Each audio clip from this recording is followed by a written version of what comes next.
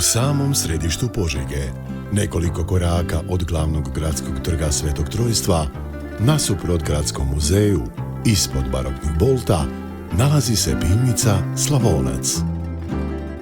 Izvana prepoznatljiva po simbolu grada Požege, fra Luki Ibrišimoviću, a iznutra po rustikalnom uređenju, budi sjećanja na neka davna vremena kada su fratri radili najbolja piva, a jeli se specijaliteti koji su danas ponos i brend Slavonije. Slavonski motivi na zidovima rađenim po starinski, od blata i pljeve, uz zvuke tamburice ispod drvenog stropa, ugostit će sladokusce i ljubitelje piva svakim danom osim nedjelje.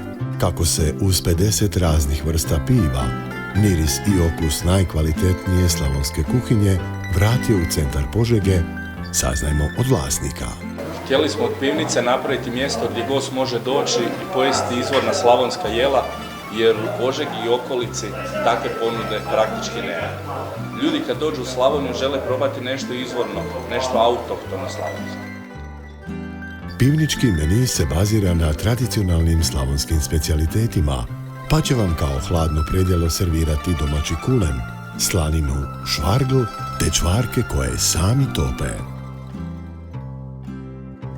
Ukoliko se odlučite za roštilj na šokačkoj dasci, uz pivsku kobasicu i slaninu, imat ćete priliku isprobati slavonske ćevape te ponos kuće, domaću dimljenu kobasicu.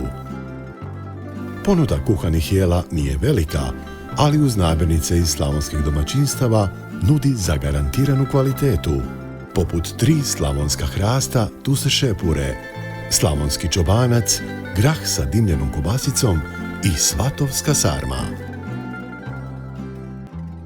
Kruh i uštipci peku se sa svakim izlaskom sunca po starinskoj recepturi, te se sa ostalim prilozima, poput sira i kajmaka, služe uz sva jela. Sva jela u pivnici Slavonac, sve namirnice, dolazi iz provjerenih OPG-ova. Svaki gost koji naruči jelo, naruči hranu, može provjeriti iz kojeg OPG-a mu se servira naručeno jelo. Za doručak je u ponudi nešto veći bajin doručak i malo manji snašin doručak.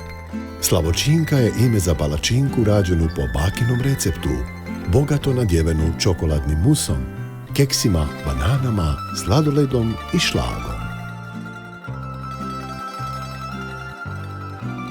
U suradnji sa Požeškim muzejom oživljena su još 2 stara zaboravljena slavonska jela. A o kojim je jelima riječ, najbolje istražite sami. Pravi Slavonac u kući ima barem bocu rakije, a u Slavoncu možete probati 10-ak vrsta. Posebnost ove pivnice je i 50-ak vrsta piva domaćih i stranih proizvođača.